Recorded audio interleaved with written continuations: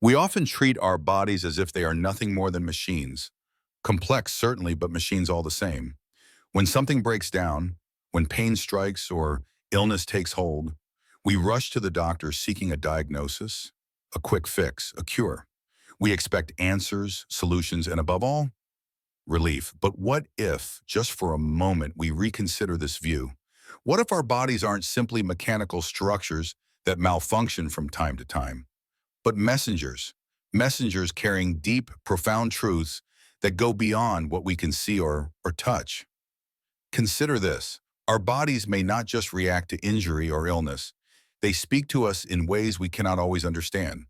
They communicate the silent messages of our past actions, our thoughts, our emotions, and yes, even the karma we've accumulated over the years. In Buddhism, the body is more than a vessel. It is a reflection of our inner world. Every ache, every pain, every sensation is not just a physical event, but a mirror of our deeper selves. The Buddha taught us that the body is not separate from the mind or the spirit. It is an intricate and living testament to everything we've experienced, felt, and done. When we experience pain, it's not always a random occurrence or a simple biological reaction. It could be the body's way of telling us something is out of balance, urging us to look deeper at the emotional and spiritual states that might be causing disease. Perhaps it's a sign that we have not processed certain emotions or that we are carrying the weight of unresolved past actions. It might be our body's way of holding on to the karma we've yet to address. Now, I ask you, the next time you feel a sharp pain in your back or an ache in your chest, pause for a moment. Do not immediately reach for the nearest pill or rush off to the doctor. Instead, take a breath and reflect. Ask yourself, what is my body trying to tell me? Is it just a physical condition that requires treatment, or is it something deeper? Is my body inviting me to pay attention to something I have ignored or neglected? Think about it. How many times do we brush off our discomfort, ignoring the subtle signs our bodies send us? How often do we mask the symptoms without ever asking why they are there in the first place? We live in a world that promotes quick fixes, instant relief, and fast solutions. But in the Buddhist view, the body's signals are not to be dismissed or numbed. They are invitations to listen, to reflect, and to heal. True healing is not simply about erasing symptoms.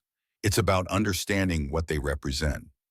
Buddhism teaches us that every sensation in our body is an opportunity for introspection, a chance to look inward and explore our own internal landscape. Pain, for example, is not a punishment. It's a guide. It is not the enemy, but a teacher, offering us the opportunity to uncover what is hidden beneath the surface. The body, in this sense, is a sacred communicator, gently reminding us of our unresolved emotions, our unprocessed grief, our fears, and our desires. Let's take a deeper look. When we feel pain in our lower back, for instance, it might not simply be due to a poor posture or physical strain. It could be linked to emotional stress, to unresolved burdens we have been carrying. Our lower back is often associated with feelings of instability or insecurity. If you've been experiencing anxiety or fear, your body may be reflecting that in the form of discomfort in this area.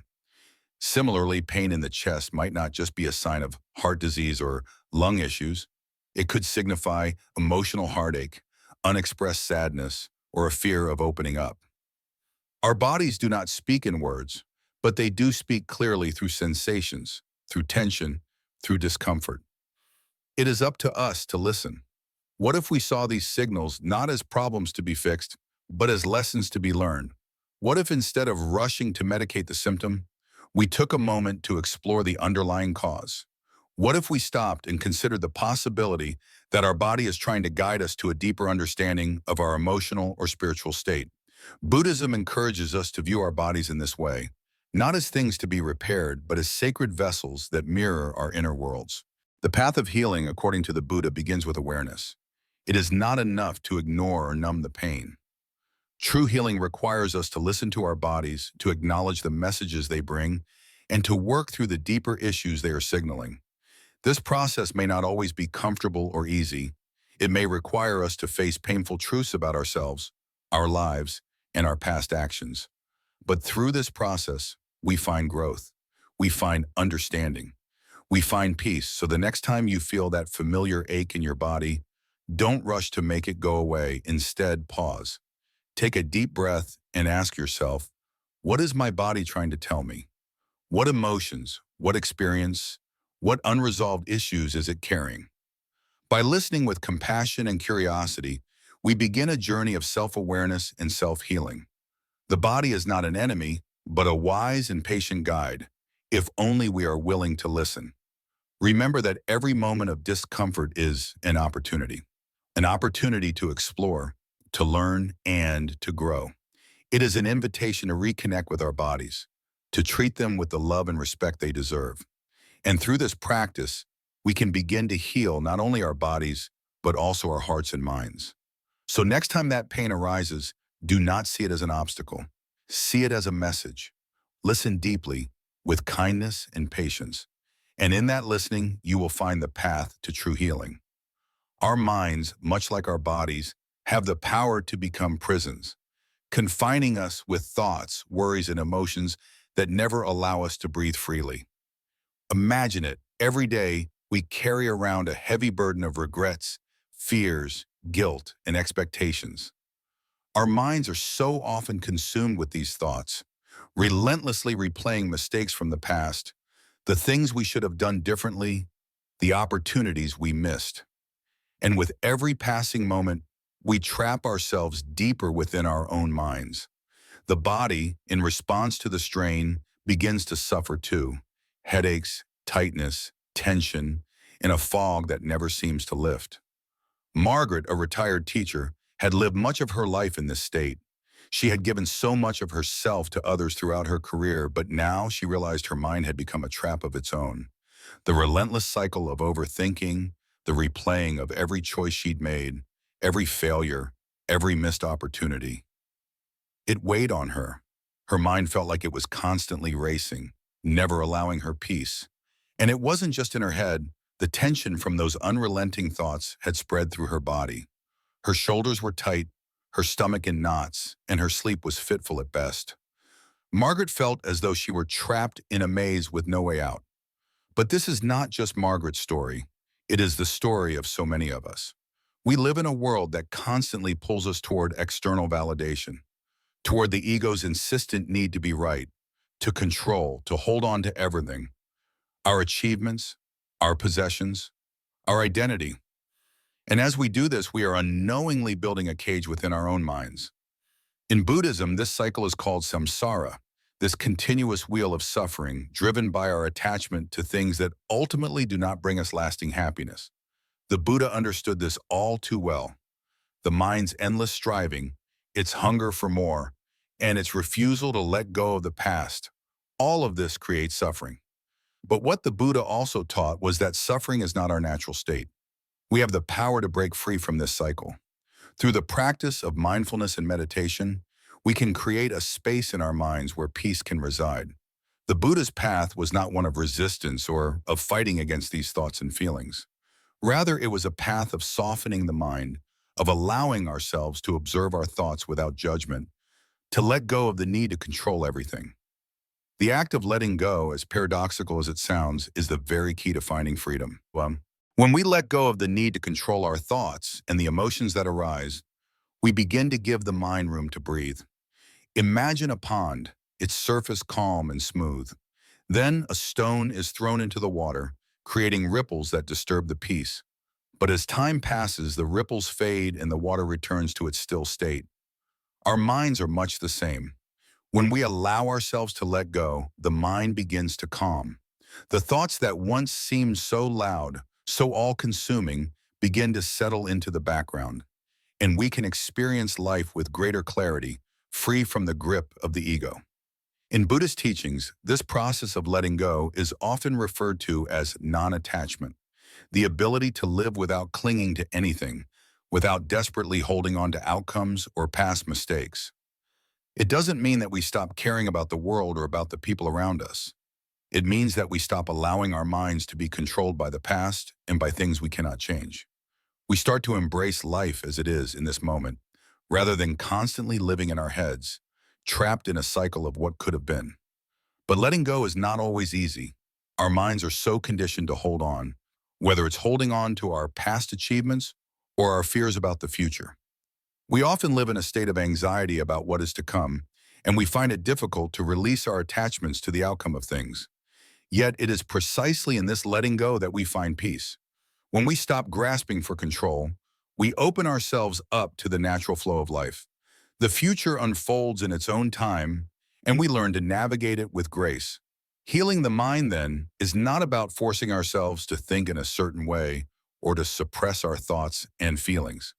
It is about creating the space for our thoughts to arise and pass away naturally, like clouds drifting across the sky. It is about observing them without attachment, recognizing them for what they are, fleeting moments that come and go. Buddhism teaches us that true freedom does not come from trying to control everything around us. It comes from understanding that the only thing we truly have control over is how we respond to the world. And the key to this response lies in our ability to release. Release the need to be right, release the need to control, and release the emotional weight that we carry with us. When Margaret started practicing mindfulness, she began to feel the transformation. At first, it was difficult. Her mind was used to spinning in circles, creating stories about every little thing. But with time, she learned to observe these thoughts without judgment, to let them come and go without attaching any meaning to them. Slowly, the fog began to lift.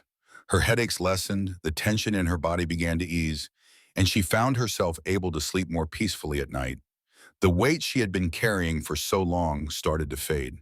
And this is the gift that Buddhism offers us: the ability to heal the mind and to live with greater awareness and peace. When we release our attachment to the ego, to past regrets and future anxieties, we make space for a deeper, more profound sense of freedom. It is not about escaping life's challenges, but about facing them with a mind that is calm, present, and open. In the end, healing the mind is not about striving for perfection or avoiding pain. It is about learning to embrace life as it is, with all its ups and downs, its joys and sorrows. When we let go of our need for control and acceptance, we begin to experience life in its fullness. And it is through this act of letting go, through releasing the grip of the ego, that true freedom and peace are found. So take a moment, pause, breathe, and allow your mind to settle. For in that stillness, the answers you seek may already be waiting. In Buddhism, the heart is not just a physical organ, it is the emotional center of our being. It is where we carry not only love and joy, but also the weight of grief, loss, regret, and unspoken sorrow. For many, the heart becomes a reservoir of unresolved emotions, accumulating over the years, creating a silent heaviness that can affect every aspect of life, both emotionally and physically. Consider the story of Frank, a veteran who spent decades carrying his unspoken pain. His chest, once strong and full of life, now felt weighed down by years of silence. Frank's grief wasn't just emotional, it became a physical burden. His body, in its effort to suppress the sorrow, began to tighten. His breath was shallow, his heart heavy, and his mind clouded by the unresolved pain he had locked away for too long. Buddhism teaches us that grief is not something to run away from, but something to embrace. It is a natural part of life's journey, a reflection of our attachment and our inability to let go. The Buddha himself spoke about suffering and how it is an inevitable part of human existence. But he also showed us the way out of suffering. Through mindfulness and compassion, we can face the painful emotions that we carry in our hearts and transform them into wisdom and peace. When we suppress our grief, it doesn't just stay hidden. It starts to manifest in our physical body, particularly in the chest area, where we feel tightness, heaviness, and even pain. This physical manifestation of grief is a reminder from the body that something needs attention. It is an invitation to pause, breathe, and listen deeply to what our heart is trying to tell us. But healing the heart doesn't mean pushing the grief aside. It means welcoming it with open arms, acknowledging its presence, and allowing ourselves to feel its full weight. Healing starts with vulnerability. It starts with small steps, speaking our truth, forgiving ourselves and in others, and allowing the tears to flow when they need to. Through this process, we begin to release the tightness and allow our hearts to soften once again. In Buddhism, the concept of impermanence teaches us that everything, including grief, is temporary. Just as a storm will pass, so too will the weight of sorrow, if we allow it to. Through the practice of mindfulness, we can observe our emotions without becoming overwhelmed by them. We learn to let go of attachment, to forgive, and to heal. And in doing so, our hearts open up to the compassion and love that are always present within us. The path to healing the heart requires patience and self-compassion. It's not about erasing the pain, but rather about accepting it as part of our journey. We learn to embrace our grief as a teacher, showing us where we need to grow, where we need to heal, and where we need to open up. Through this process, we find a deeper connection with ourselves and with others, realizing that we are all in this together. As we move through life, it is inevitable that we will face loss, disappointment, and sorrow. But through the practice of Buddhism, we can transform these experiences. We can turn the weight of grief into an opportunity for growth, understanding, and compassion. It is through the full acceptance of our emotions, including the painful ones, that we find peace and freedom. So, if you are carrying the weight of unspoken sorrow, take a moment to breathe and listen to your heart. Allow yourself to feel the grief without judgment, without shame. Let the process of healing begin by simply acknowledging your pain. Through mindfulness and compassion, you will find the strength to release the burden and heal your heart, piece by piece. Your heart, like Frank's, can soften and open again, ready to embrace love and joy once more. This is the path of healing that Buddhism offers us. It is not a path of avoidance, but a path of acceptance and transformation. By facing our grief with an open heart, we not only heal ourselves, but also open the door to greater compassion for ourselves and for others. The journey may not always be easy, but it is a journey worth taking. For in the end, the weight of grief can be transformed into the lightness of peace and understanding. In the teachings of Buddhism, we often hear that the body is a temporary vessel of suffering. But what if we could see our bodies not just as carriers of pain, but as sacred tools for awakening? This shift in perspective is one of the core tenets of Buddhist philosophy. Every ache, every discomfort, every sensation we feel in our bodies is not a punishment. It's an invitation to understand more deeply the nature of our mind, our heart, and the way we interact with the world around us. Imagine for a moment that the tension in your shoulders is not just the result of stress. What if it's a signal that you're holding on to burdens that aren't yours to carry? Or the discomfort in your chest, which you may have brushed aside countless times? Could it be an unspoken truth that's begging to be acknowledged? In these moments, Buddhism teaches us to pause, breathe, and reflect on the messages our bodies are trying to convey. Our bodies speak to us constantly, but how often do we truly listen? It's easy to think of our bodies as mechanical entities, simply needing maintenance and repair. Yet, as we dive deeper into Buddhist teachings, we learn that the body is far more than a machine. It is a sacred vessel, a mirror of our inner world. Each physical discomfort is not simply a random event, but a reflection of our mind and emotions. The tension you feel in your neck, for example, may be linked to the stress of unspoken words or unresolved conflicts.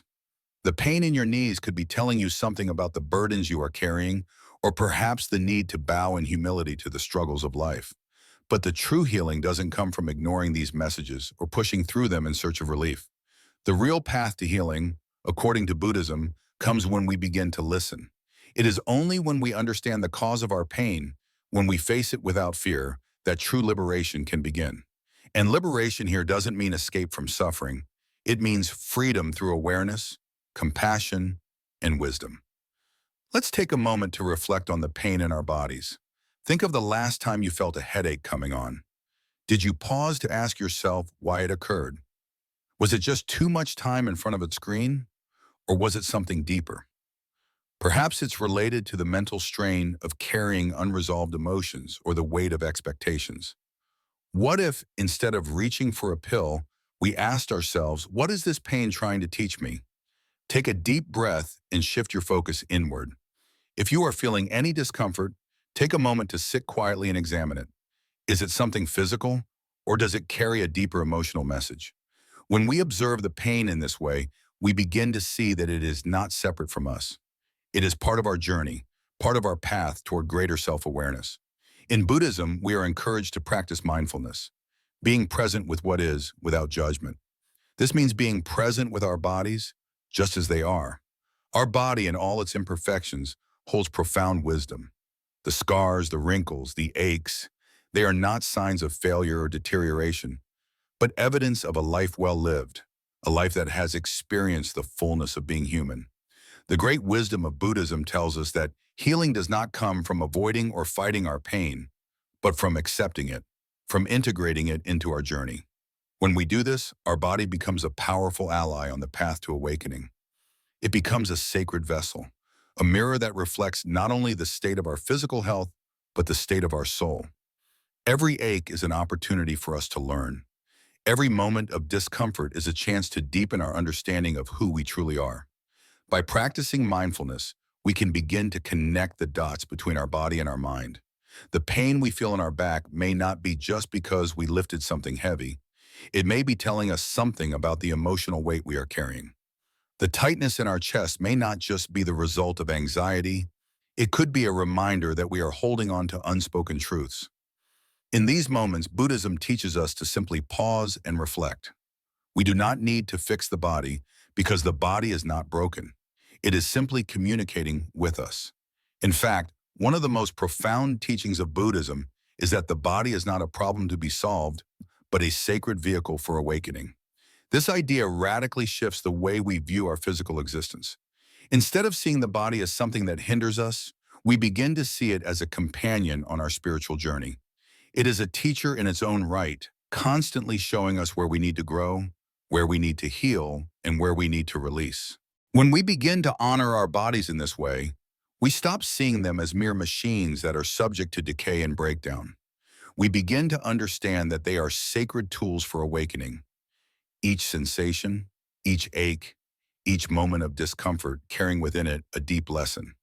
When we stop and listen to our bodies, we are not just healing ourselves physically, we are awakening to the deeper truths of our existence. And this awakening leads to liberation.